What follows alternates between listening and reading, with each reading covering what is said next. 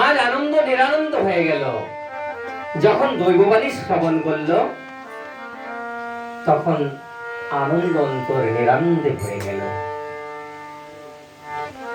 অম্ল দৈববাণীর কথা শুনে কংস আরক্ত নয়নে গর্জন করে উঠে দেবকীকে হত্যা করতে উদ্যত হলো। যার সুখের জন্য আমি এত কিছু করলাম, সেই হবে আমার মৃত্যুর কারণ, তার মাধ্যমে আমার মৃত্যু হবে, আমি তাকে আজ হত্যা করব। হত্যা করতে উদ্যত হলে বসুদেব অমনি হাত ধরে ফেললেন। এ কি করছো? এ কি করছো? তুমি অধর্ম আচরণ করছো। এ তো তোমার ভগিনী, এ তো তোমার ভগিনী। আর তুমি জানো তো স্ত্রী হত্যা, নারী হত্যা, এই হত্যার মতো পাপ এই জগতে আর নাই।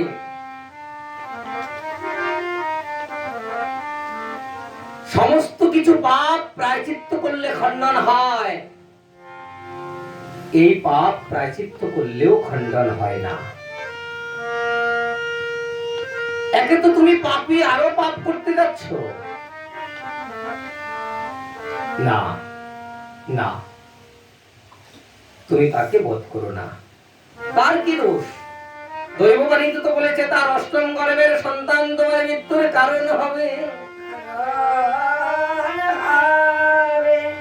তাহলে তোমার বোনের কি দোষ? দেবকীর কি দোষ? আমি কথা দিলাম, আমি কথা দিলাম তোমায়, তোমার হাত ধরে কথা দিলাম, তোমার ভগ্নীর যতটা সন্তান জন্মগ্রহণ করবে আমি তোমার হাতে তুলে দেব। আমি তোমার হাতে তুলে দেব, তুমি চিন্তা করো না। আজ কংস খুশি হয়ে রথকে ঘুরায়ে আবার কংসের বাড়িতে নিয়ে আসলেন। এসে প্রহরীদের বললেন, যাও দেবকী আর বসুদেবকে কারাগারে শ্রীকলে বদ্ধ রাখো।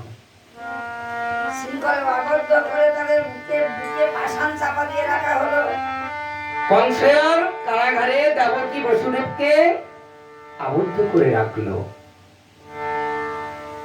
যারা কারাগারে গিয়েছে তারা জানে কারাগারে যাওয়ার কি সুখ।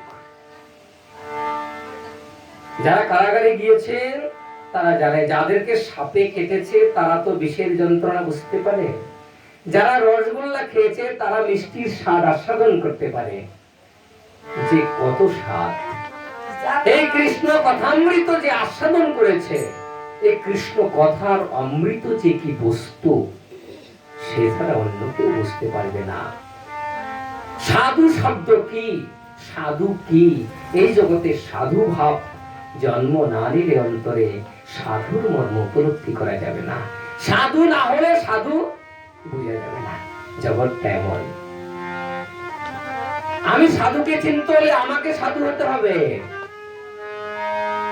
আমি দস্যু হয়ে সাধু চিনতে পারবো না। সাধুর কি স্বভাব তা আমি আচরণ করার পরে বুঝতে পারবো। তাই কংস কারাগারে আবদ্ধ করে রাখলেন। কিন্তু তাদের প্রতিজ্ঞা তো প্রতিজ্ঞা, বসুদেবের প্রতিজ্ঞা তো প্রতিজ্ঞা, আমাকে যেভাবে রাখুক, তুমি আমাকে কারাগারে রাখো আর ছেড়ে দিয়ে রাখো, আমি প্রতিজ্ঞা করেছি আমার সন্তান তোমার হাতে তুলে দেব। যে সন্তান মৃত্যুর কারণ তাকে আমি তোমার হাতে তুলে দেব। তথাস্তু। কংস বললেন, ঠিক আছে, আমার আর কোনো চিন্তা নাই। হাসলেন। কংস অট্টহাস্য করে বললেন, এই ত্রিভুবনে আমি ত্রিলোকী বিজয়ী, আমার উপরে আর কেউ নাই, আমার উপরে আর কেউ নাই, এই জগতে আর আমাকে কেউ মারতে পারবে না। যে আমাকে মারবে বলছে সে তো আমার শৃঙ্খলে আবদ্ধ, সে আমার কাছে বন্দী হয়ে আছে, কি করে আমাকে মারবে? ঠিক আছে। তাই কংসের কারাগারে কংসের শ্রীকলে বন্দী অবস্থায় দেবকীর পুত্র সন্তান হলো। প্রথম সন্তান যখন হলো, বসুদেব গিয়ে কংসের কাছে নিয়ে গেলেন, এ আমার পুত্র, নেও। বসুদেব চিন্তা করলেন, কংস চিন্তা করলেন, বসুদেব দৈববাণিত তো হয়েছে আমার মৃত্যুর কারণ হবে তোমার অষ্টম গর্ভের সন্তান। না না না, দেখো মায়া, যদিও সে অসুর, অন্তরে মায়া কেন? সাধনা করেছেন তো, সাধনা করার পর অসুর হয়েছেন, আগে অসুর হন নাই। আর আমরা সাধনা না করে অসুর। অসুর হওয়ার কারণ ছিল পিতা তো উগ্রসেন সাধু, সাধু সন্তান কেন কংস অসুর হলো? দ্রবিড় দৈত্য উগ্রস, তো উগ্রসেনের উগ্রসে জন্ম হয় নাই, দ্রবিড় দৈত্য উগ্রসে কংসের জন্ম হয়েছিল। নিতাই গৌর হরি বল। মন কান দিয়ে শ্রবণ করতে হবে। ঋতুমতী অবস্থায় কংসের তাই প্রথম সন্তান বসুদেব কংসের কাছে নিয়ে গেলেন। কংসের মায়া হলো, না এ তো আমার ভাগিনা, এ তো আমার ভগ্নিপুত্র, কিন্তু আমার মৃত্যুর কারণ তো অষ্টম সন্তান। না বসুদেব, তুমি নিয়ে যাও। হত্যা করলেন না। ওইদিকে দেবলোকে হাহাকার হই করে হই সই হই রই শব্দ হতে লাগলো, একই অসুরের প্রাণে আমার মায়া। তারা ভগবান বিষ্ণুর কাছে গেলেন, হে ভগবান, যদি অসুরের অন্তরে মায়া জন্মে তাহলে এই ধরা দামে ভগবান আসতে দেরি হয়ে যাবে। পরিত্রাণায় সাধুনাং বিনাশায় চ দুষ্কৃতাম ধর্ম সংস্থাপনার্থায় যে সাধুদের পরিত্রাণ আর অসুর বিনাশের জন্য ভগবান এই ধরাধামে আসেন। সাগরের কূলে কংসের অত্যাচারে দেবদেবীগণ স্বয়ং ধরিত্রী দেবীও কংসের অত্যাচারের ভার সইতে না পেরে ক্ষীরোদ সাগরের কূলে গিয়ে সবাই ভগবানকে, ক্ষীরোদশায়ী ভগবানকে জাগাবার চেষ্টা করলেন। সকলের অনুরোধে, সকলের আহ্বানে ভগবান জেগে উঠে বললেন, তোমাদের কি অভিপ্রায় বলো। তাই সকলে মিলে যখন বিষ্ণুর কাছে গেলেন, বিষ্ণু স্তব স্তুতি করতে লাগলেন। অমনি স্তব করতে করতে বিষ্ণু জেগে উঠলেন। বলো, তোমাদের বার্তা বলো, কেন এসেছো? বলছে অসুরের প্রাণে যদি দয়া মায়া এসে যায় তাহলে ভগবান তো সহজে আসবেন না। তাই এই বার্তা যখন নারায়ণের কাছে পৌঁছালেন, নারায়ণ কি করলেন? নারদ মুনিকে পাঠালেন, নারদ যাও, তুমি যাও, গিয়ে কংসকে বলো, কংসকে বলো কোন পুত্র যে তোমার মৃত্যুর কারণ হয়ে তুমি কেমন করে বুঝবে। তাই বললে, দেখো এক থেকে যখন গণনা করবে, এখান থেকে যখন গণনা করবে 1 2 3 4 5 6 7 8, কিন্তু যদি তুমি এদিক থেকে গণনা করো 1 2 3 4 5 6 7 8, দৈবী মায়া বোঝা বড় ভার, দৈবী মায়া বলাতে করে খসাইয়া সেই দূরে ববকুবে দিলে কোডারিয়া। এবার এমন মায়া তাকে আচ্ছন্ন করলো। নারায়ণ যখন নারদকে পাঠালো, নারদ মুনি যখন এসে বলল, যাও তুমি বুঝাও, সমঝাও যে কোন পুত্র তোমার মৃত্যুর কারণ তুমি কেমন করে জানবে? এটাও তো হতে পারে, এটা যদি পিছনের থেকে আসে অষ্টম প্রথম হয়ে যায়। কেন? পাপ যত বেশি হবে তত তাড়াতাড়ি বিনাশ হবে। তাই পাপ করলে পাপের বিনাশ তো হবেই অবশ্যম্ভাবী। যত বাড়বে তত তাড়াতাড়ি হবে। তাই সেই শিশুপালের 100 পাপ পূর্ণ হওয়া পর্যন্ত তার পাপ ধরা পড়ে নাই। তাই আজ নারদ মুনি এসে কংসকে বললেন, ও কংস, তুমি কি করছো? তুমি কি করছো? কোন পুত্র তোমার মৃত্যুর কারণ তুমি কি করে বুঝবে? তাই তোমাকে ছেড়ে দেওয়া যাবে না। তাই তোমাকে ছেড়ে দেওয়া যাবে না। অষ্টম গর্ভ কোনটা তুমি কি করে বুঝবে? এককে বাদ দিয়ে যদি যখন নারদ মুনি বুঝালেন কংসকে, কংস বুঝতে পারলেন অসুর তো, তার তো অসুর জনিতে তার জন্ম, তার অসুরত্ব স্বভাব, দৈব মায়া বলাৎকারে খসাই গিয়াছে বলে ভাবুক পুকে কুপে তীরে কোটাইয়া। এবার তাকে মায়া আচ্ছন্ন করেছে, অসুরত্ব। প্রহরীদের খবর পাঠালেন, নিয়ে আসো পুত্রকে, যাও বসুদেবকে বলো। এবার পুত্রকে নিয়ে এসে শিলার উপর আঘাত করে তার প্রাণ হরণ করলেন। তাই প্রথম পুত্রের প্রাণ হরণ করলেন। এইভাবে একে একে 6টি পুত্র কংস নিধন করলেন। 6টি পুত্র কংস নিধন করার পরে সপ্তম পুত্র যোগমায়ার প্রভাবে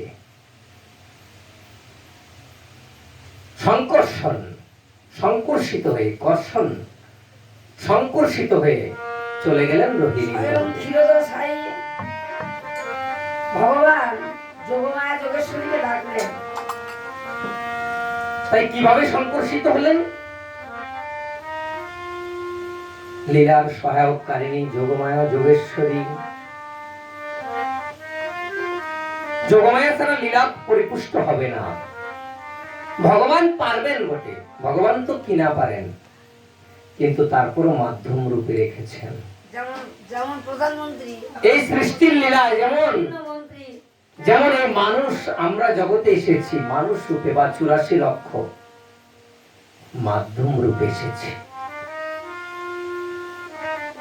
মাধ্যম রূপে এসেছি বলে কই আমার মার মাধ্যম, বাবার মাধ্যম রূপে আমি এই জগতে এসেছি। আমার জ্যাঠাও তো বিবাহ করেছেন, কিন্তু আমার জ্যাঠার কোনো পুত্র কন্যা হয় নাই। ভগবানের ইচ্ছা ছাড়া কিছু হবে না, ভগবানের কৃপা ছাড়া কিছু হবে না। কৃষ্ণ ইচ্ছা ছাড়া ধুলি নাহি নরে, জীবের ইচ্ছা কুঠি বাঞ্ছা করে। জীব অনেক কিছু করতে চায়, ভগবানের ইচ্ছা ছাড়া হয় না। তো যোগমায়ার ইচ্ছা ছাড়া কিন্তু হবেন না, হবে। যোগমায়া ইচ্ছা করলেও হবে না, কিন্তু যোগমায়াকে তিনি লীলার সহায়তাকারিণী হিসেবে নিয়োগ করলেন যে এই জগৎকে শিক্ষা দিলেন আমার একজন মাধ্যম দরকার। এই জগতে জীব সৃষ্টি করতে গেলেও মাধ্যম দরকার। যেমন ব্রহ্মাকে সৃষ্টি করলেন, ব্রহ্মার মাধ্যমে প্রজা সৃষ্টি করলেন।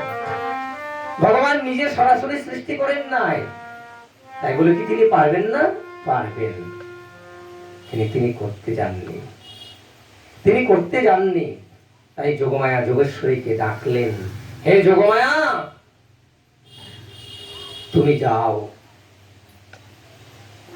দেবকীর গর্ভ থেকে রোহিণীর গর্ভে সংকর্ষণ করাও, সংকর্ষিত করাও। এটা তোমার কাজ। কিন্তু এর বিনিময়ে আমি তোমাকে কিছু দেব, কিছু দান করব, আরো কিছু দেব। তুমি যে আমাকে লীলায় সহায়তা করবে, এর জন্য তুমি কিছু পাওনা হবে, কিছু পাবে। কি পাবে? আমাকে যেমন এই জগতের সকলেই পূজা করে, তোমাকে এই জগতের জীব পূজা করবে। এটাই ওর হইব। বিভিন্ন নামে বগলা, চণ্ডী, দুর্গা, কালী। তাই দেখো পূজিত হবে। আমরা অমর কোষে অধ্যয়ন করেছিলাম ব্যাকরণে, এক একটা দেবীর অনেকগুলা নাম, যেমন দেবী দুর্গার অনেক নাম, 56টা নাম অধ্যয়ন করেছিলাম।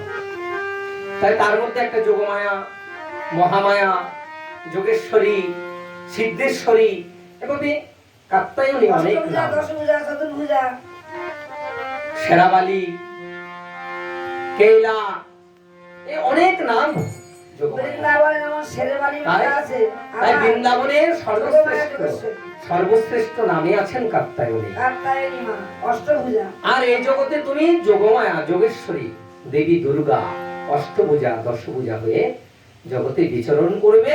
সব জগৎজীব তোমাকে শ্রদ্ধা করে পূজা করবে।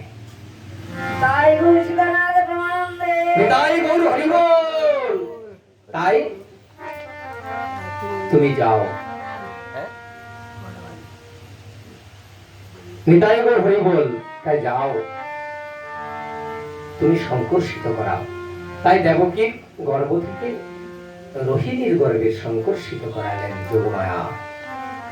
সপ্তম গর্ভ কংস আর পেলেন না, সংকর্ষিত হয়ে গেল। প্রহরীদের মধ্যে হইচই পড়ে গেল চিৎকার শুনে, দেবকীর চিৎকার যে আমার গর্ভ খালাস হয়ে গেল, কোথায় চলে গেল? আমি তো অন্তঃসত্ত্বা ছিলাম, কিন্তু এখন দেখি যে আর নাই। চিৎকার করে উঠলো, ঘুমের ঘরে চিৎকার করে উঠলো। তখন প্রহরীরা এসে কি খবর শুনতে পাইলো, কংসকে খবর দিল যে এই সপ্তম গর্ভ নাই, নষ্ট হয়ে গেল, এবার অষ্টম গর্ভ আসবে। কংসের মৃত্যুর ভয় কার কাছে? অষ্টম সন্তানের কাছে। অষ্টম গর্ভের সন্তান হবে কংসের মৃত্যুর কারণ। তাই অষ্টম গর্ভ, ধীরে ধীরে অষ্টম গর্ভ হতে লাগলো। কিন্তু অষ্টম গর্ভ যে হলো, ওই পুত্র গর্ভ সম্ভবতা নয়, অজনী সম্ভবা, অজনী সম্ভবা নয়। তাই সেই গর্ভেই ভগবান নারায়ণ চতুর্ভুজ রূপে এতে সাংস কলা পুংস কৃষ্ণস্তু ভগবান স্বয়ং ইন্দ্রায়তে কুলং লোকং রায়ন্তি। এতে এতে চাংস কলা পুংস, চাংস কলা পুণ্য, 16 কলা পুণ্য ভগবান, আর এতে চাংস কলা পুংস কৃষ্ণস্থ ভগবান স্বয়ং। অংশ কলা রূপে নারায়ণ ভগবান আবির্ভূত হলেন। পুণ্য থেকে একটা অংশ এসে দেবকীর কাছে আবির্ভূত হলেন। চতুর্ভুজ রূপে চতুর্ভুজে নারায়ণ রূপে। কারাগারে আবির্ভূত হলেন। কোথায়? কংসের কারাগারে। যখন আবির্ভূত হলেন, নারায়ণ চতুর্ভুজধারী নারায়ণ আবির্ভূত হলে বললেন, বাবা বসুদেব, মা দেবকী, আমি তোমাদের পুত্র রূপে এসেছি, আমি তোমাদের পুত্র রূপে এসেছি। তোমরা চিন্তা করো না, তোমাদের আর কোনো চিন্তার কারণ নাই। ভগবান যার পুত্র হয় তার আবার কিসের চিন্তা গো? যার একটা পুত্র ব্যারিস্টার হয়, যার একটা পুত্র বড় বকিল হয়, যার একটা পুত্র বড় ডাক্তার হয়, বড় ইঞ্জিনিয়ার হয়, তার আর কিসের চিন্তা? কিন্তু what is lotted can not be blotted, মানে কপালের লেখা কখনো ধ্যানের মূর্তি যখন মোছা যাবে না, খণ্ডন করতে হবে কর্মের মাধ্যমে। যদি সেই পুত্রের অন্ন আমার কপালে না থাকে, পুত্র ব্যারিস্টার হলে কি হবে? আমার পেটে অন্ন ঝরবে না। কিন্তু আশা তো আছে, বড় আশা। লোকের কাছে তো আমি বলতে পারছি আমার পুত্র ব্যারিস্টার, কিন্তু যদিও আমার অন্ন পেটে ঢুকে না, পুত্রের অন্ন আমার ভাগ্যে নাই, কিন্তু গর্ব করে বলতে পারছি আমার পুত্র ব্যারিস্টার। তার আর কিসের অভাব? লোকে জানবে তার আর কিসের অভাব? যার পুত্র ব্যারিস্টার তার আর এই জগতে অভাব আছে? 2 লক্ষ টাকা যদি মাসে মাইনা পায়, লাগে সংসারে কত? কয় টাকা লাগে? 50,000 টাকা মাসে লাগে। যে একেবারে হাইফাই ভাবে চলে, একেবারে হাইফাই, এই সংসারে যত বড় লোক আছে 10 তলা 20 তলা 50 তলা একেবারে হাইফাই, তার সংসারে নালে 50,000 টাকা খরচা আছে। কিন্তু 20 তলা বিল্ডিং বানাইছে, তো 20 তলা বিল্ডিং এর যখন আপনার দিবে, লাইট খরচা দিবে, ওগুলা তো তার খরচা না, সে মাইনা পাচ্ছে ওদের কাছ থেকে, সেগুলোই দিচ্ছে। একটা সংসারে 50,000 টাকা খরচা, কিন্তু ইনকাম 2 লাখ টাকা। কিন্তু বলতে তো পারছি আমার পুত্র ব্যারিস্টার, যার পুত্র ভগবান, তার আর চিন্তা কিসের? তখন দেবকী বলছে, ভগবান যদি হয়ে এসেছো পুত্র, তবে কেন এত লেট করলে, এত দেরি করলে কেন বাবা? কেন দেরি করলো? এত দেরি হলো কেন? নিতাই গৌর হরি বল। তুমি যে আমার পুত্র ভগবান হয়ে এলে বাবা, তাই এত দুঃখ এত কষ্ট দিয়ে এত দেরিতে কেন এলে বাবা? আর একটু আগেও তো আসতে পারতে। মাগো, প্রারব্ধ তো ভোগ করতে হবে যার কপালে। এই দেবকী পূর্বজন্মে কে ছিলেন? কে গো ছিলেন? বলেন বলেন, কে ছিলেন? বলেন না, জোরে বলেন। ওই কি ছিলেন? ভরতের মাতা। তাহলে ওই কি যেমন তেমন ছিলেন? যখন প্রশ্ন করলো ভগবানের কাছে, তখন ভগবান আর বলতে শুরু করলেন। ওই কি যেমন তেমন ছিলেন? হ্যাঁ, বিমাতা, ভগবানের বিমাতা। এবার তো তবু মাতা হয়েছেন, চতুর্ভুজ রূপী নারায়ণের মাতা হয়েছেন, কিন্তু তখন ছিলেন বিমাতা। তখন ভগবান কি বললেন? কইকে এই তো দেবকীকে সেটা বলেন। তাই বিমাতা হয়ে কম যন্ত্রণা দিয়েছেন, পুত্রকে বনবাসে পাঠিয়েছিলেন। তোমার কি মনে পড়ে না? পুত্রকে বনবাসে পাঠিয়েছিলেন কার যুগে? যখন রাম ছিলেন। আমি তোমার বিমাতা কইকি ছিলাম, আর আমাকে তোমার পিতার থেকে বরদান নিতে গিয়ে তোমাকে বনবাসে যেতে হলো। 14 বছরের জন্য তুমি বনবাসে গেলে। তোমাকে বনবাস দিয়ে আমি আমার পুত্র ভরতকে সিংহাসনে বসানোর চেষ্টা করলাম, কিন্তু ভরত তো ভাই অনুরাগী, দাদা অনুরাগী, বড় ভাইয়ের শ্রদ্ধা। সংসারে বড় ভাই থাকতে আমি সংসারের কর্তা হব, কোনোদিন সম্ভব না। পিতার পরে সংসারের কর্তা হবে বড় ভাই, বড়জন, আমার নয়। আমি বড় ভাইয়ের পাদুকা রেখে সেবা করতে পারি, কিন্তু আমি সিংহাসনে বসতে পারি না। তাই মাগো, সেই বিমাতা ছিলে তুমি কইকি। তাই কপালের লেখা তো তোমাকে ভোগ করতে হবে মা। কর্ম করলে তার ফল ভোগ করতে হয়, যে যেমন কর্ম করে তার ফল ভোগ করতে হয়। তাই কপালের লিখন না যায় খণ্ডন। মহাজন বলেছেন ভোগ করতে হবে, ভোগ করেই খণ্ডন করতে হবে। তো বলছে, কপালে যদি অশুদ্ধ লেখা থাকে, সৎ কর্মের মাধ্যমে সেটা খণ্ডন হতে পারে, কিন্তু ভোগ করতে হবে। ভোগ মানে সৎকর্ম, সৎকর্ম করে সেটা মোচন করতে হবে। তুমি কর্ম না করে বসে থাকবে, কোনদিন সেটা খণ্ডন হবে না। তাই আজ তোমাকে তো ভোগ করতে হচ্ছে মা। ভোগ না করলে দোকানে খুলে বসে আছেন মহাজন, যে যেমন কর্ম করে তার কর্ম বুঝে দেয় বেতন। নিতাই গৌর হরি বল। তাহলে আমি বড় থালা পাতলে কি হবে? যে দেবেন ভগবানের হাতের তার তো ওজন আছে, কতটা দিতে হবে সে জানেন, ঠিক কতটাই দিতে হবে, সে ওজন বুঝে ততটাই দেবেন। তাই আজ দেবকী এই যে কালনেমি নামক অসুরের 6টি পুত্রের কথা বলছেন, যারা নিধন হয়েছে। তাই তারা অভিশাপ প্রাপ্ত ছিলেন, অভিশাপ প্রাপ্ত হয়ে তারা উদ্ধার হয়ে গেলেন, মানে নিধন হওয়া মানে উদ্ধার হয়ে যাওয়া। এই জন্ম থেকে তারা নিস্তার পেলেন দেবকীর গর্ভের মাধ্যমে। তাই দেবকীর মাধ্যমে এসে তারা মুক্তি পেয়ে গেলেন।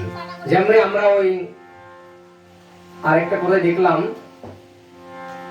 কুরুক্ষেত্রের যুদ্ধে, মহাভারতে গঙ্গার মাধ্যমে সেই গঙ্গার সামনে অষ্টবসু গঙ্গার মাধ্যমে অষ্টবসুর মুক্তি হয়েছিল। তার মধ্যে 7টার মুক্তি হয়েছিল বিশ্ব থেকে গিয়েছিলেন দেবব্রত। সেই দেবব্রত পরবর্তীতে এই জগৎকে ধারণ করেছিলেন প্রতিজ্ঞা করে, যে আমি এই এমন একটা প্রতিজ্ঞা করলাম, আমার ইচ্ছা মৃত্যু। আমি বিবাহ করব না। তাই তার ইচ্ছা মৃত্যু হয়ে তার কর্ম প্রারব্ধ খণ্ডন করলেন। আমি জীবনে কখনো বিবাহ করব না।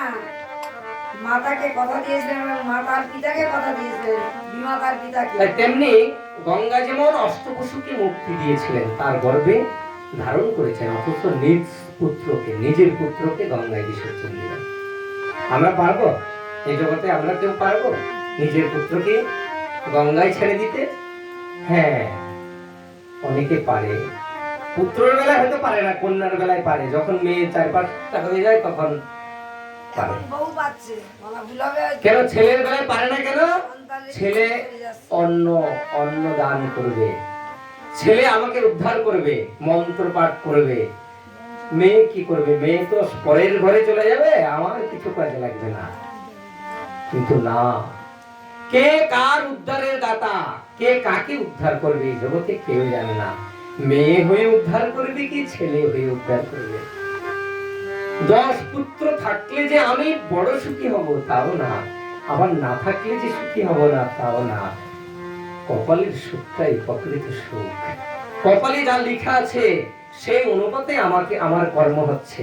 অনেকে তুমি কর্ম করো তোমার হবে, কিন্তু যেটা লেখা আছে কর্মটা সেই অনুপাতে হচ্ছে। তাই ভাগ্য রেখা কখনো পাল্টিবে না, ভাগ্য রেখার অনুসারে কর্ম হবে। তাই আজ 6 পুত্র মুক্তি পেল। 7ম পুত্র বলরাম আর 8ম পুত্র কৃষ্ণ আবির্ভূত হলেন চতুর্ভুজ নারায়ণ রূপে। তখন দেবকী বললেন, বাবা ভয় পেলেন, এই মূর্তি তো আমি চাই না, এই রূপ তো আমি কখনো চাইনি বাবা। তুমি দ্বিভুজ রূপ আমাকে দর্শন করাও। তখন চতুর্ভুজ মূর্তি থেকে দ্বিভুজ ধারণ করলেন। দ্বিভুজ ধারণ করার পরে কি করলেন? দৈববাণী শুনতে পেলেন, যা দেব বসুদেব, যা তোর পুত্রকে নন্দালয়ে নিয়ে যা, তোর পুত্রকে নন্দালয়ে দিয়ে নিয়ে যা, নন্দরানীর কাছে রেখে নন্দরানীর কাছ থেকে একটা কন্যা সন্তান নিয়ে আস। এইদিকে কৃষ্ণ জন্ম হলো, আর ওইদিকে নন্দরানীর একটা কন্যা, একটা পুত্র জন্ম হলো, সেও কৃষ্ণ। নন্দরানীর ওখানে পুত্র কন্যা জামলে বসুদেব খিলাত মনি নন্দ সুদে লীন হরি ঘরে সৌদামিনী তাই আকাশের বিদ্যুৎ চমকায় না, বিদ্যুৎ রাত করে আবার যেমন মেঘে বিলীন হয়ে যায়, এক চমকের মধ্যে আবার মেঘের সাথে বিলীন হয়ে যায়, তেমনি বসুদেব যে সন্তানটাকে নিয়ে গেলেন, কিন্তু নিয়ে যাওয়ার সময় এক সময় যমুনাকে কথা দিয়েছিলেন, আমি যখন কৃষ্ণ অবতারে অষ্টাবিংশ সেই কৃষ্ণ অবতারে আসবো, আমি তোমার যমুনা, তোমার মনের বাসনা পূর্ণ করব। এই যমুনা কে ছিলেন? বিরজা। সত্যযুগে ছিলেন কে? বিরজা। বিরজার মনে বাসনা পূর্ণ করবেন বলে আজ বিরজা হলেন যমুনা, সেই ভগবান হলেন কৃষ্ণ। তার যমুনা পার হতে হবে তো, মথুরা থেকে গোকুলে যেতে যমুনা পার হতে হবে। তখন তো আর ব্রিজ ট্রিজ ছিল না, এখন তো ব্রিজ হয়ে গেছে, গাড়ি ঘোড়া যাচ্ছে, যারা গিয়েছেন তারা দেখছেন। তাই যমুনার উত্তাল তরঙ্গ, ভরপুর যমুনা, তরঙ্গ ভারী, কেমন করে যাবেন? বসুদেব দাঁড়িয়ে গেলেন। একে তো রাত্রি, আরো যমুনার উত্তাল তরঙ্গ। বৃষ্টি, মেঘ, বজ্র বৃষ্টি হচ্ছে যখন, তখন অনন্তদেব সত্য হয়েছে। তখন কি করলেন?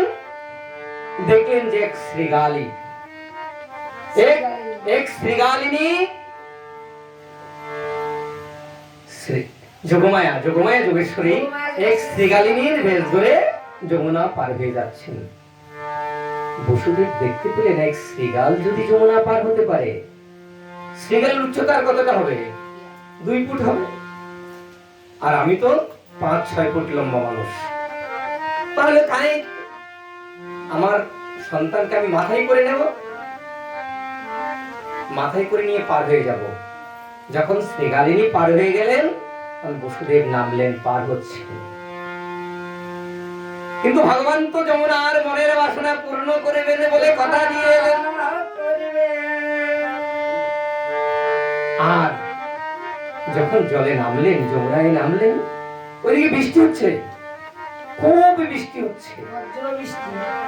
এই জন্য কি করলেন? অনন্ত দেব তাকে ছায়া দান করলেন, যেন বৃষ্টিটা কৃষ্ণের অঙ্গে না পড়ে। অনন্ত দেব ছায়া প্রদান করলেন, রক্ষা করলেন বৃষ্টির থেকে। আর যমুনা যখন নামলেন, উত্তাল তরঙ্গ, উত্তাল, আরো জোরে যেন তরঙ্গ বাড়তে লাগলো। বসুদেব আজ স্থির থাকতে পারছেন না, একে তো স্রোত, আরো তরঙ্গ, আরো ঢেউ, বসুদেব পড়ে গেলেন। মানে কৃষ্ণ সচ্চিদানন্দ বিগ্রহ সর্ব কারণে কারণ, সর্বকারণের কারণ ভগবান, সবই জানেন, অন্তর্যামী। আজ বসুদেবের মাথা থেকে পড়ে গেলেন, ঝুড়ি সহ পড়ে গেলেন। ঝুড়ি তো পড়ার পরে ভাসছেন জলে, আর ভগবানকে আর খুঁজে পাচ্ছেন না, ভগবান জলে ডুবে গেলেন। যদি ভগবান নিজে ধরা না দেয়, কে ধরতে পারে? যত রশি নিচ্ছেন মারার জন্য, যতটা রশি নিচ্ছেন, 2 আঙ্গুল কম হয়ে যাচ্ছেন। 2 আঙ্গুল বলছেন একটা ভক্তের সাধনা, আরেকটা ভগবানের কৃপা।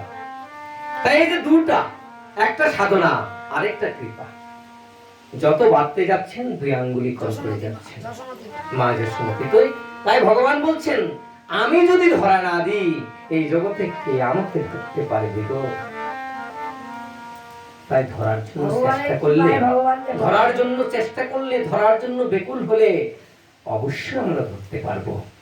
টুডে টুমরো, আজ না হয় কাল, কাল না হয় পরশু, অবশ্যই আমরা সাকসেস হব, ধরতে পারবো। তাই ভগবান পড়ে গেলেন যমুনাতে। যমুনার মনের বাসনা পূর্ণ করে আবার নিজ গুণে উপরে আসলেন। তখন বসুদেব তাকে আবার কোলে করে যমুনা পার হয়ে নন্দালয়ে চলে গেলেন। নন্দালয়ে গিয়ে আপনি দরজা খুলে যাচ্ছে। এখানে যেমন কারাগারে যেমন নিজের ইচ্ছায় দরজা খুলে গেল, যোগমায়া যোগেশ্বরীর কৃপায় ওখানেও আপন ইচ্ছায় দরজা খুলে গেল। কেউ জানতে পারে নাই, কেউ বলতে পারবে না। এখানে প্রহরীরা সব অচেতন, কংস অচেতন, সবাই অচেতন। ওখানে নন্দালয়ে প্রহরীরা অচেতন, সবাই ঘুমে বিভোর। আর জয় রে ভাবে মালাই জয় রে, জয় রে লীলা বালাই জয় রে,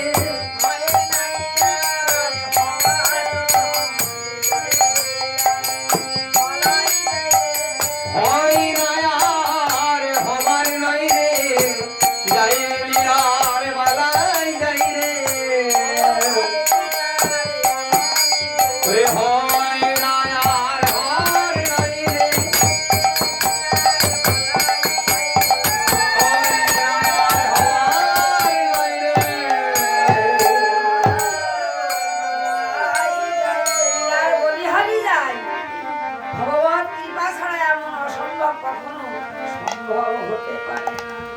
তাই আজ ভগবানের কৃপায় কি হচ্ছে? যোগমায়া যোগেশ্বরীর কৃপায় সব খুলে গেল। আর বসুদেব নন্দালয়ে যশোমতীর কাছে কৃষ্ণকে রেখে কন্যারূপী যখন নিয়ে গেল তখন সেই নিয়ে আসলেন। যশোমতীর কিন্তু যখন যে পুত্রটা ছিল সেই ঘরে সৌদামিনী যথা আকাশের গায়ে যেমন বিদ্যুৎ মিলে যায় তেমন দুটি পুত্র এক হয়ে যশোমতীর গেল। কাছে যে পুত্র ছিল সেই পুত্র আর বসুদেবের পুত্র দুটি পুত্র নন্দসুত লীলহরি, এক হয়ে গেল। বসুদেব পুত্র আর নন্দের পুত্র লীলহরি লীল হয়ে গেল। দুটা এক হয়ে গেল। নন্দসুতের লীলহরি ঘরে সৌদামিনী যথা। তাই আকাশের বিদ্যুৎ যেমন আকাশে মিশে যায়, তেমনি কৃষ্ণ কৃষ্ণ দুই সন্তান যেন মিলে এক হয়ে গেল। তাই কন্যারূপী সেই কন্যারূপী যোগমায়া সেই কন্যারূপী কন্যাকে নিয়ে আসলেন মাথায় করে কংসালয়ে। কংসের কারাগারে যখন প্রবেশ করলেন, দরজা একে একে বন্ধ হয়ে গেল। কংসের কারাগারে যখন কারাগার যখন বন্ধ হয়ে গেল, অমনি সন্তান চিৎকার করে উঠল। যখন প্রহরীরা জেগে গেল, জেগে গিয়ে কংসের কাছে খবর পাঠালো অষ্টম গর্ভে সন্তান হয়েছে। কংস এসে জানতে পারলেন অষ্টম গর্ভের সন্তান কন্যা। দেবকী বললেন, দাদা এ তো কন্যা, কন্যা হয়ে তোমাকে কিভাবে বধ করবে? কংস বিশ্বাস করতে চাইছে না, না কন্যা হতে পারে না, কখনো না। কিভাবে বধ করবে? অষ্টম গর্ভে পুত্র হওয়ার কথা। কংস বলছেন অষ্টম গর্ভে সন্তানই আমাকে বধ করবে, তাহলে তো অবশ্যই পুত্র সন্তান হবে। বসুদেব বললেন, তুমি কি করে বুঝলে? পুত্র কন্যা সেখানে তো বলে নাই অষ্টম গর্ভের সন্তান তোমাকে নিধন করবে, সেখানে তো একথা বলে নাই যে অষ্টম গর্ভে পুত্র হবে নাকি কন্যা হবে। বলেছে তোমার মৃত্যুর কারণ হবে। কন্যা হয়েও তো তোমার মৃত্যুর কারণ হতে পারে। তাই কৃষ্ণ জন্ম নিল। এবার কংস তাকে বধ করার জন্য নিয়ে গেল। কন্যারূপী সন্তান যেমনি বধ করতে গেল, শিলার উপর আচার মারতে গেল, আর অমনি হাত থেকে ফসকে উপরে উঠে গেল, আর খিলখিল করে হাসতে লাগলো। মেয়েরা একটু হাসেন না। ওরে কংস! বলছি, ওরে কংস, আচারী কংস! খিলখিল করে হাসলেন। আজ আমারে বধিবে তুমি, তোমারে বধিবে যে গোকুলে বাড়িতে সে। ওরে কংস, ওরে দুরাচার কংস, তোকে যে বধ করবে, তোর যে মৃত্যুর কারণ, সে গোকুলে, সে ধীরে ধীরে বাড়বে। গোকুলে আজ গোকুলে তো আনন্দের ছড়াছড়ি, আনন্দ আর ধরে না। কৃষ্ণ জন্ম নিয়েছে, আজ গোকুলে কৃষ্ণের জন্ম, এখানে তো দুঃখ। কংসের কারাগারে যদিও জন্ম হয়েছে, এখানে তো দুঃখের সাগর। এদিকে নন্দ রাজার নন্দ মহলে যেই ঋষি প্রভাত হয়েছে, যশোমতী তো আদৌ কিছু জানতেন না রাত্রিকালের খবর। প্রভাতকালে সকলেই দেখতে পেল যে যশোমতীর গৃহ আলোকার একটি পুত্র সন্তান জন্ম নিয়েছে। নন্দ মহারাজের কাছে যখন এই কথা সংবাদ দিল সব দায় দাসীরা, তখন নন্দ মহলে আনন্দের সীমা নাই। পুত্রের জন্ম হয়েছে দেখে কিংবা শুনে শঙ্খ দুন্দুভি বাজে, নাচে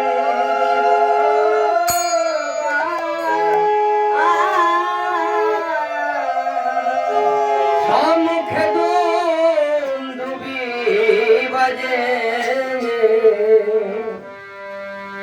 ওরে নাচে ব্রজগণ, ব্রজনারীগণ, ব্রজের সকলে, ওরে নাচে দেবগণ।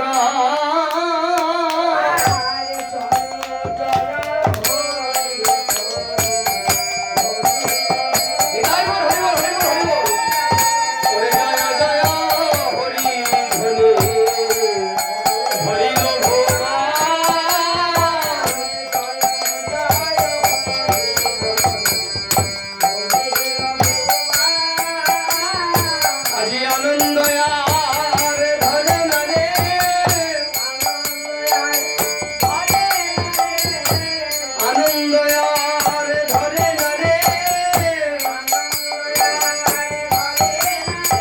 ওরে নন্দের আঙ্গিনা পরে আনন্দ আর ধরে না রে।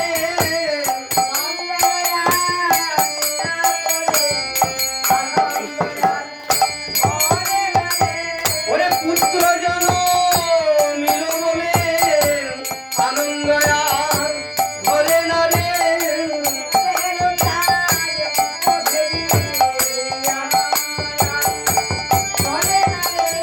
পুত্র জন্ম নিল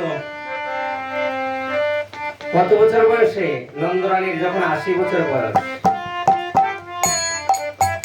নন্দরানীর যখন 80 বছর বয়স, ওই বয়সে কি আর সন্তান আসে গো? তাই আরো বেশি আনন্দ, আরো বেশি আনন্দ। তোমার সন্তানের মুখ না দেখলে তারা তো কাতর। আর এই বয়সে সন্তান এসেছে, দেখে তো আরো আনন্দ। তারা আনন্দেতে নৃত্য করে, ব্রজের যত নর নারী আনন্দেতে নৃত্য করে।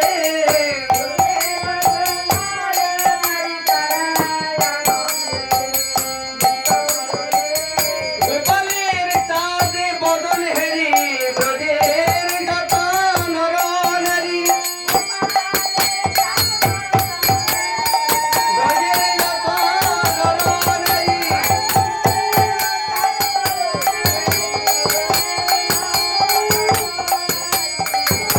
আনন্দেতে নৃত্য করে। আজ আনন্দে নৃত্য করে নাচছে, নন্দালয়ে সবাই নাচছে। গোয়ালার যত নরনারী আছে, নন্দ বাবা, নন্দমা, সবাই নাচছে। যেদিন ভূমিষ্ঠ হলেন ভগবান শ্রীকৃষ্ণ, যখনই ভূমিষ্ঠ ষড়ৈশ্বর্য পূর্ণয় ভগবান, ষড়ৈশ্বর্য পূর্ণয় ভগবান জন্ম নিলেন, সেই দিন, সেই বার, সেই তিথি কি ছিল? এই পদকর্তা বললেন ভাদ্র শুক্লাষ্টমী তিথি, ভাদ্র শুক্লাষ্টমী তিথি,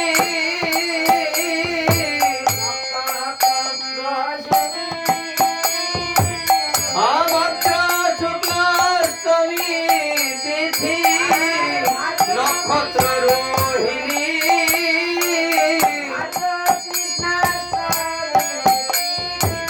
ওরে ভাদ্র কৃষ্ণাষ্টমী তিথি, নক্ষত্র রোহিণী, ওরে হেন কালে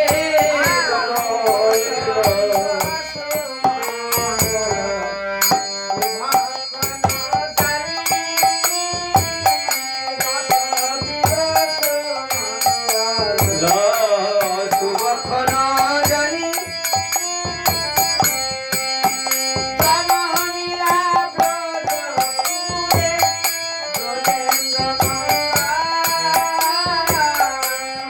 জনমিয়া ব্রজপুরে ব্রজেন্দ্র নন্দ,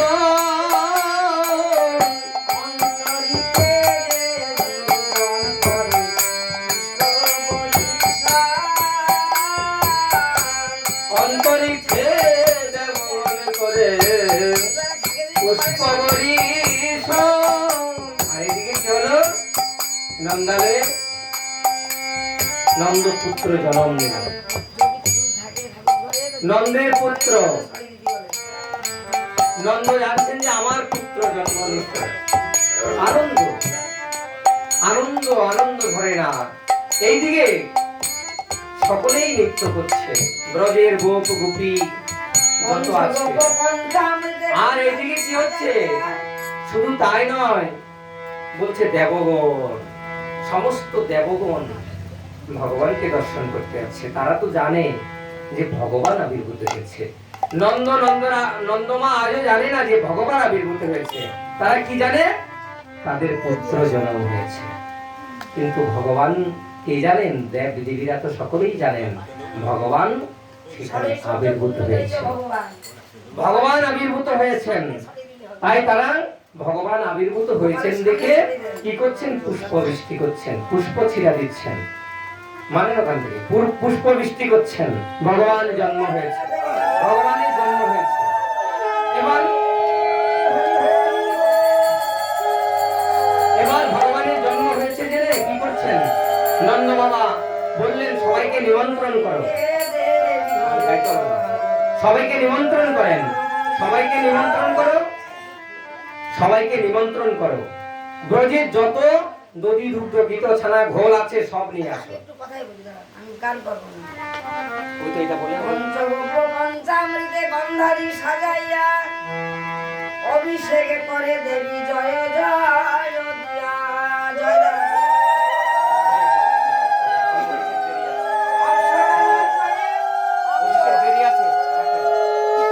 তাই বলছেন ব্রজের সবাইকে খবর দিল, যাও, তার সহচরদের পাঠিয়ে দিল, যাও তোমরা যাও, ব্রজে যত গোল দধি মাখন ছানা ক্ষীর আছে সব নিয়ে আসো, সব আজ এখানে মহোৎসবে লাগাও। আর ব্রাহ্মণগণকে ডেকে নিয়ে আসো। ব্রাহ্মণ বৈষ্ণব লাগবে তো, ভগবান যখন এসেছেন পূজা করতে ব্রাহ্মণ বৈষ্ণব লাগবে তো, লাগবে না? তাই সকলকে ডাকো, সকলকে ডাকো, আর তাদের দিয়ে পূজা পার্বণ করাও। ভগবান এসেছেন, উৎসব করাও, উৎসব করাও। তারপর সাধ্যমতো দান করো, গাভী, অর্থ, স্বর্ণ, রূপ। গাভী শুধু না, শুধু গাভী নয়, কিন্তু গাভীকে আবার সাজিয়ে গাভী, অর্থ, অলংকার, গাভী, অর্থ, স্বর্ণ মুদ্র দান করো। তো ব্রাহ্মণদের কিভাবে দান করবে? সিংহের উপর ফুল। ব্রাহ্মণদের কিভাবে দান করবে? ব্রাহ্মণদের যখন গাভী দান করবে, অলংকার, আভরণ, গাভীর গায়ে সমস্ত আভরণ, যেমন হাতে, পায়ে, গলায়, কানে, নাকে, মস্তকে আভরণ দিয়ে, গাভীর যেখানে যতটা আভরণ দরকার, আভরণ মানে অলংকার দরকার, ততটা দিয়ে ব্রাহ্মণদের বৈষ্ণবদের গাভী দান করবে। এবার সবাইকে ডাকো, উৎসব হবে। কৃষ্ণ যখন জন্ম নিয়েছে, কৃষ্ণের কি হবে? টাকা ছড়ায়, জিনিস ছড়ায়, যার যার মনের ইচ্ছা, টাকা 10 টাকা নোট, 100 টাকা নোট, 50 টাকা। এবার ভগবানের জন্ম শুনে আসছে, কৃষ্ণ জন্ম শুনিয়াই, দোকান থেকে কটা লজেন নিয়ে আসে। ওমা কৃষ্ণ জন্ম শুনিয়ায় যশোদা মাইয়া দে দে, টাকা পয়সা দিতে হবে, একটা থালি দেন, একটা থাল দেন। কৃষ্ণ জন্ম শুনিয়ায় মানে কৃষ্ণের জন্ম শুনে এবার সকল ব্রজবাসীরা গোপে আসছে, জন্ম শুনে আয় যশোদা মায়া দে দে, বাধাই, বাধাই মানে কি? দক্ষিণা, দক্ষিণা, দক্ষিণা, দান, বাধাই মানে দান। যার যার মনের ইচ্ছা সেটাই দান করছে। কৃষ্ণ জন্ম শুনিয়ায় আই যশোদা মায়া দে দে বাধাই। স্কেলটা উপরে হয়, আরেকটু নিচে। কৃষ্ণ জন্ম শুনিয়ায় আই যশোদা মায়া দে দে বাধাই। একটু পরে দে দে বাধাই, মায়া দে দে বাধাই। ও দে দো বাধাই, মায়া দে দো বাধাই। কৃষ্ণ জন্ম শুনি আই যশোদা মায়া দে দো বাধাই।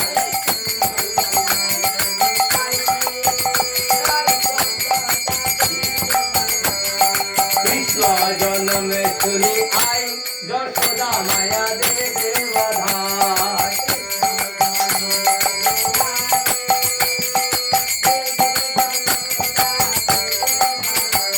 ওরে বাবা দে হাতি ঘোড়া, মাইয়া দে রুপাইয়া, বাবা দে হাতি ঘোড়া, মাইয়া দে রুপাইয়া। দে দে মাইয়া জি দে দে বাধাই। তাই আনন্দ, আনন্দ সাগরে ভেসে যাচ্ছে। এবার কি করছে বাবারা? জয় নন্দ লালা জয়। জয় গোপাল। তো আজ কি দিচ্ছে? হাতি ঘোড়া পালকি জয় কানাইয়া লাল কি। হাতি ঘোড়া পালকি জয় কানাইয়া লাল কি। হাতি ঘোড়া পালকি জয় কানাইয়া লাল কি। হাতি ঘোড়া পালকি জয় কানাইয়া লাল কি। হাতি ঘোড়া পালকি জয় কানাইয়া লাল কি। হাতি ঘোড়া পালকি জয় কানাইয়া লাল কি। बुड़न को हाथी बुड़न को पैरा सुनले बुड़न को पैरा सुनले বুড়া বুড়াদের কি দিচ্ছে? প্যারা সন্দেশ সব। আর বাচ্চাদের কি দিচ্ছে? হাতি ঘোড়া পালকি লজেন্স এসব দিচ্ছে। হ্যাঁ আরে নাই?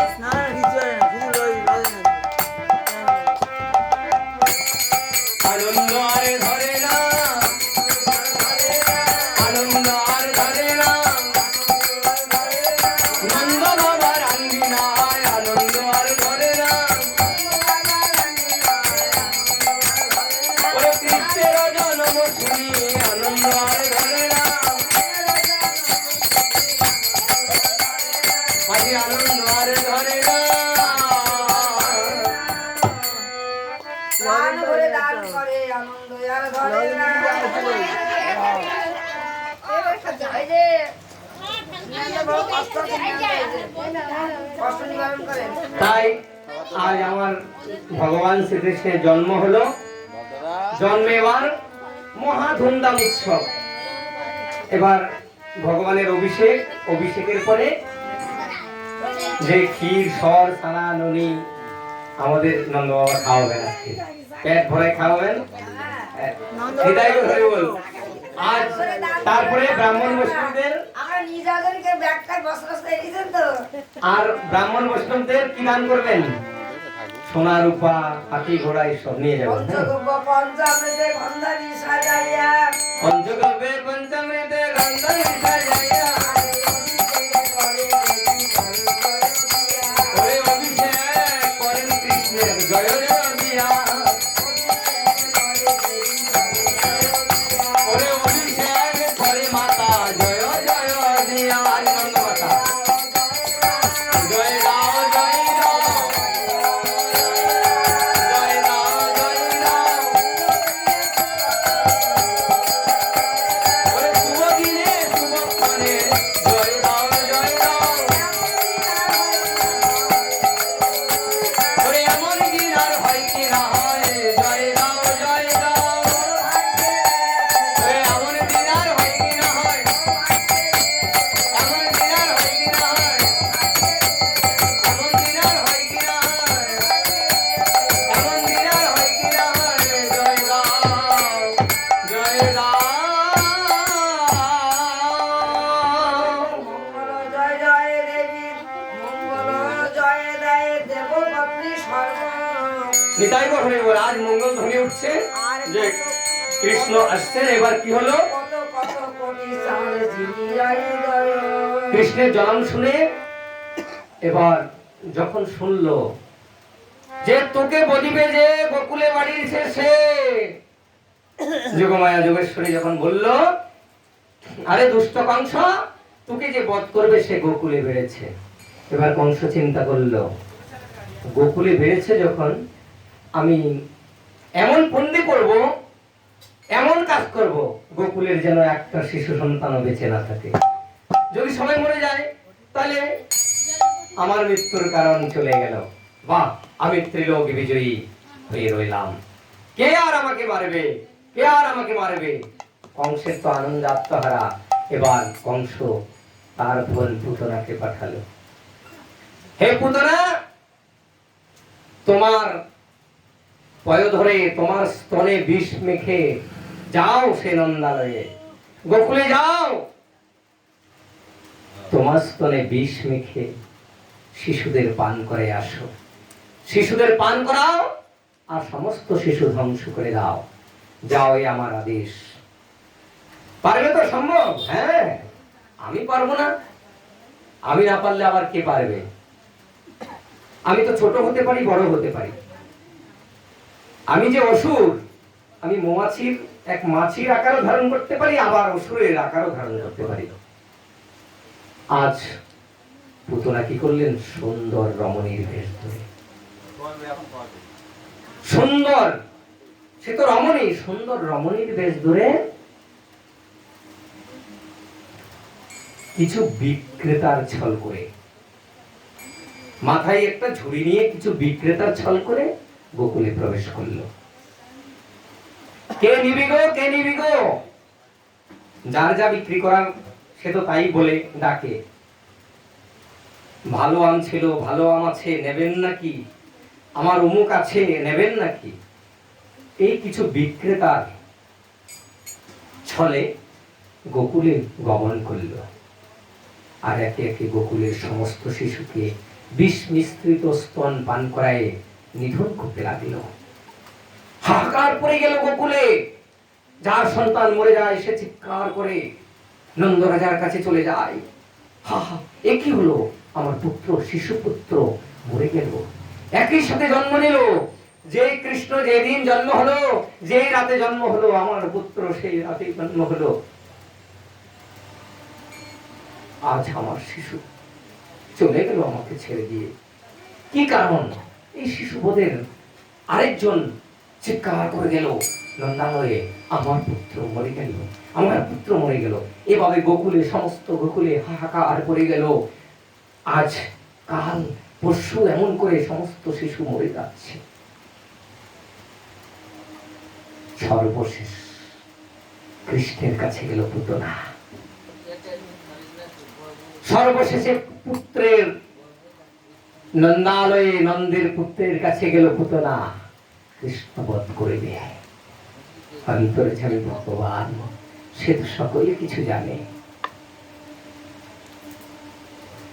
আজ পুতনা কৃষ্ণকে বধ করবে এই আশায় গিয়েছিল, কিন্তু কৃষ্ণ জানে আজ পুতনা উদ্ধার হবে।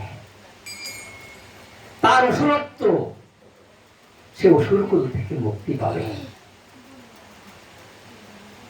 যখন পুতনা কৃষ্ণকে কোলে করে স্তন পান করতে লাগলেন, যখন স্তনের দুগ্ধ পান করতে লাগলেন, তার সমস্ত অঙ্গ জ্বালা করতে শুরু করল। শুধু স্তনের দুধ নয়, রক্ত পুজ পর্যন্ত ভগবান ধরে টানতে শুরু করলেন। যেমন কারেন্টে লাগে মানুষ, জল শুকিয়ে যায়, মানে রক্ত জমাটবদ্ধ হয়ে যায়, রক্ত চলাচল বন্ধ হয়ে যায়, তখন মানুষ মরে যায়। তেমনি স্তন ধরে রক্ত পুজ সহ দুগ্ধ দহন করতে লাগলো, পান করতে লাগলো। অমনি পুতনা চিৎকার চিৎকার, ভয়ঙ্কর চিৎকার করে উঠল। পুত্রকে কোলে নিয়ে চলে যাচ্ছিলেন, আর ভয়ঙ্কর চিৎকার করে অমনি ভূমিতে লুণ্ঠিত হলো, পড়ে গেল পুতনা। চিৎকারের গর্জন শুনে গোকুলের সমস্ত লোক ছুটে আসলো। একই একই কিসের শব্দ হলো? এসে দেখে, গোকুলের লোক এসে দেখে পুতনার বক্ষস্থলের উপর কৃষ্ণ খেলা করছে, আর পুতনা নিস্তেজ হয়ে পড়ে আছে। পুতনার প্রাণ চলে গেল। প্রাণ নিয়ে নিলেন ভগবান বালক শিশুর বেশে। তাই চৈতন্য চরিতামৃতে মহাপ্রভু বলেছিলেন, যখন মহাপ্রভুকে বড় বড় পণ্ডিতরা মানতেন না, এ বাচ্চা ছেলে, সে কি আর কি জানে? এই বাচ্চা ছেলে জগন্নাথ মিশ্রের পুত্র নিমাই কি জানে? এই বাচ্চা ছেলে কি জানে? তাই বড় আক্ষেপ করে বলেছিলেন, নিমাই শিখিল সকল শাস্ত্র অল্প বয়সে, শিশু বুদ্ধি করে মরে কেপনা জিজ্ঞাসে। তাই আমি যে ভগবান, মরে খুঁজে হেনজন, মরে খুঁজে হেনজন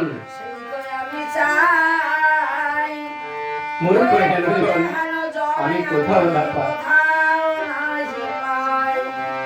যে আমি শিশু, কিন্তু আমি যে জগতের অধীশ্বর, মূর্খ লোকেরা তো তা জানে না। তাই শিশু বেশে আজ গোপাল জানে না, আনে জনে জানে না,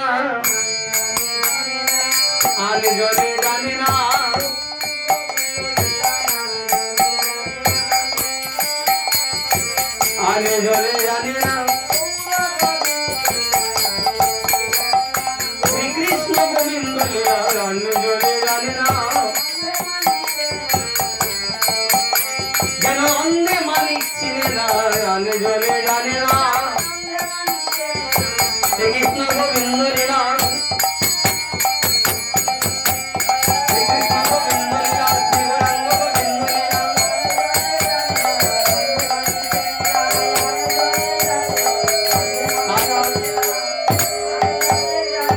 বিদায় বল হরি বল। আজ গোপাল ছোট্ট গোপাল ভগবান গোপালের বেশে পুতনার প্রাণ হরণ করলেন। এদিকে যখন সংবাদ গেল পুতনা নাই মরে গেল,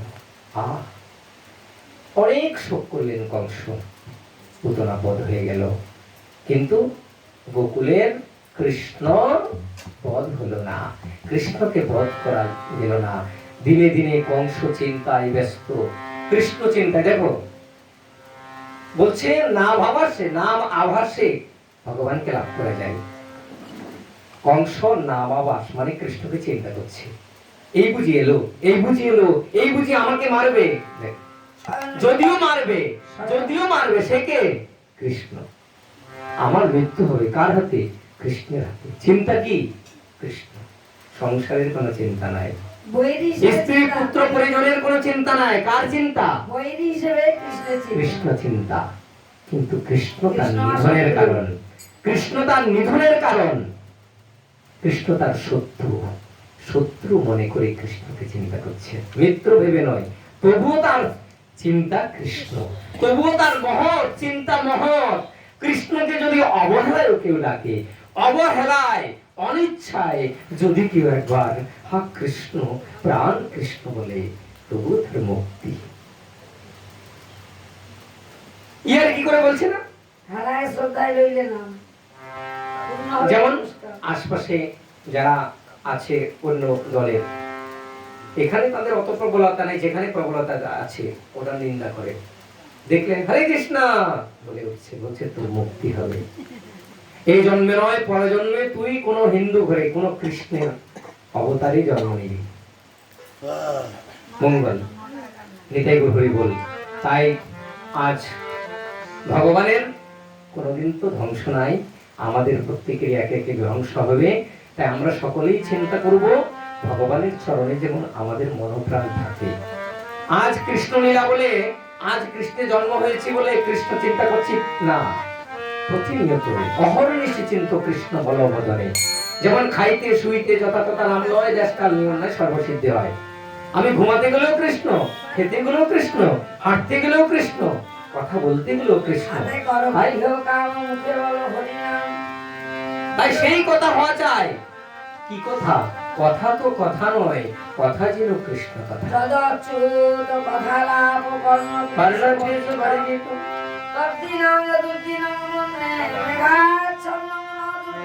তাই অন্য কোনদিন দুর্দিন নয়। মেঘ ধরেছে, মেঘ বৃষ্টি পড়েছে, জলে ডুবে গেছে, বলছে সেদিন দুর্দিন নয়। আমরা দেখতে পাই বাংলাদেশে নোয়াখালীর কোথাও কোথাও ওদিকে জলে ডুবে গেছে, একতলা ডুবে গেছে, বলছে সেটাকেও দুর্দিন বলেন না শাস্ত্রে। মেঘাচ্ছন্ন দিন নয় দুর্দিন, কৃষ্ণ কথা বিহীন দিন। সেই দিন আবার ফিরে আসতে পারে, দুদিন পরে জল শুকিয়ে যেতে পারে।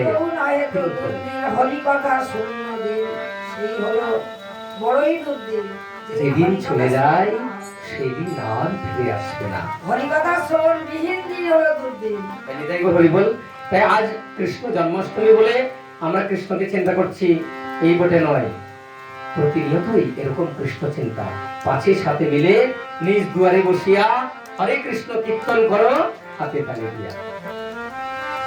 যে আমরা খোল করতালের তো আজকাল, খোল করতাল এগুলা তো আজকাল হয়েছে, মহাপ্রভুর আমল থেকে মৃদঙ্গ হয়েছে। তার আগে কৃষ্ণের আমল এসব ছিল না। কীর্তন করো, হাতে তালি দিয়ে নাচো। এটাই বলি বলা হরি বল, হরি বল, হরি বল, হরি বল, হরি দি দুই বলের বল, হরি বল, হরি বল।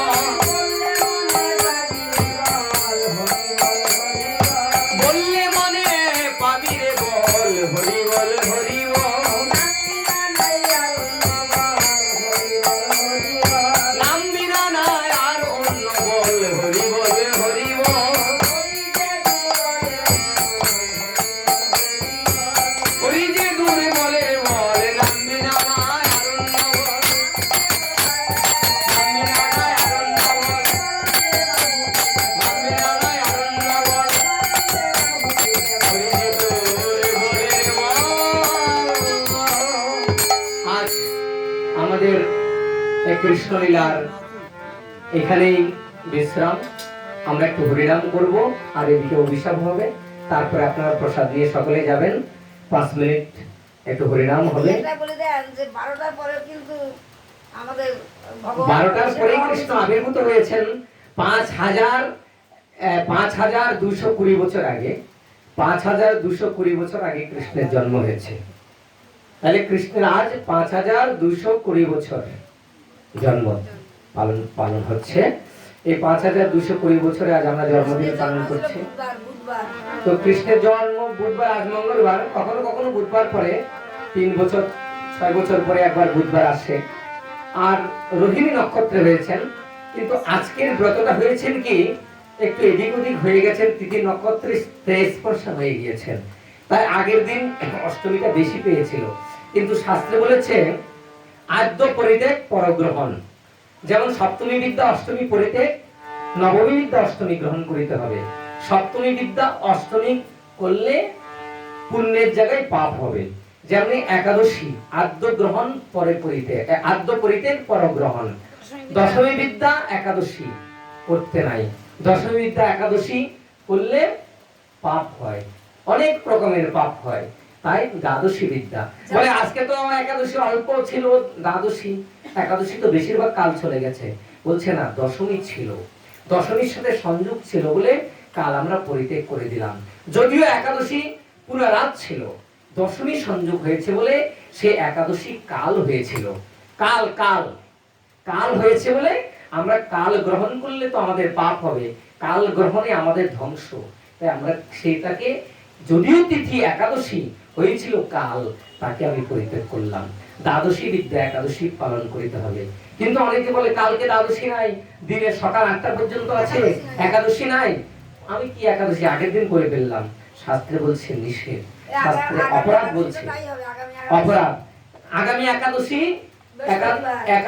একাদশী ঠিক আছে, কিন্তু একাদশী স্থলে কোনো দ্বাদশী নয়, শুধু মহাদ্বাদশী। বছরে 26টা একাদশী হয়, 25টা একাদশী হয়, 26টা হয়। যখন মাস বৃদ্ধি পায় 26টা একাদশী হয়। তো এই একাদশীতে একাদশীর মধ্যে 8টা মহাদ্বাদশী ব্রত এসে উপস্থিত হয়। আর এই 8টা মহাদ্বাদশীর মধ্যে বিভিন্ন নাম, পক্ষবর্ধিনী। যেমন এই শুক্রবারের একাদশী স্থলে যে মহাদ্বাদশী ব্রত এসেছে তার নাম হচ্ছে পক্ষবর্ধিনী মহাদ্বাদশী ব্রত। পক্ষবর্ধিনী, পক্ষ বেড়ে গিয়েছেন, তো এই জন্য পক্ষবর্ধিনী হয়েছে। একাদশী বৃহস্পতিবার। তাই বলছি একাদশী স্থলে যদি কোনো মহাদ্বাদশী এসে উপস্থিত হয়, সেই দিন ওই মহাদ্বাদশী ব্রতটাই পালন করতে হবে। তাই পড়াই হয়ে গেল। বলছে 8টা মহাদ্বাদশী একাদশী স্থলে এসে হয়। তাই এই শুক্রবার ব্রত হয়েছে পক্ষবর্ধিনী মহাদ্বাদশী ব্রত। অনেক সময় শুধু দ্বাদশী ব্রত লেখা থাকবে, হবে না। মহাদ্বাদশী যেখানে এসে উপস্থিত হবে সেই ব্রত আমাদের পালন করতে হবে। তাই এই সপ্তমী বিদ্যা অষ্টমী পরিত্যাজ্য, নবমী বিদ্যা অষ্টমী গ্রহণীয়। তেমনি দশমী বিদ্যা একাদশী পরিত্যাজ্য, দ্বাদশী বিদ্যা একাদশী গ্রহণীয়। এইভাবে আমরা শাস্ত্র অনুগামী হয়ে, মহাজনের পথ লঙ্ঘন করা যাবে না। মহাজনেরা যেভাবে অনুগ্রহ করেছেন আমাদের, সেই অনুগ্রহ নিয়ে আমরা চলব। এতে আমাদের অপরাধ বলতে কিছু হবে না, অপরাধ বলতে কিছু হবে না। আমরা মহাজনকে অনুসরণ করেছি, শাস্ত্র অনুসরণ করেছি, আমাদের কোনো অপরাধ নাই। একাদশী না থাকুক, আমাদের কোনো অপরাধ নাই। নিতাই গৌর হরি বল। তাহলে এদিকে ঠাকুরের অভিষেক, আর আপনি একটু নাম করেন, তারপরে প্রসাদ পাবেন। নিতাই গৌর হরি বল। 12টার পরে হয়, সেটা কিন্তু অনেক শিগগিরই আপনাদের ছুটি হয়ে যাচ্ছে।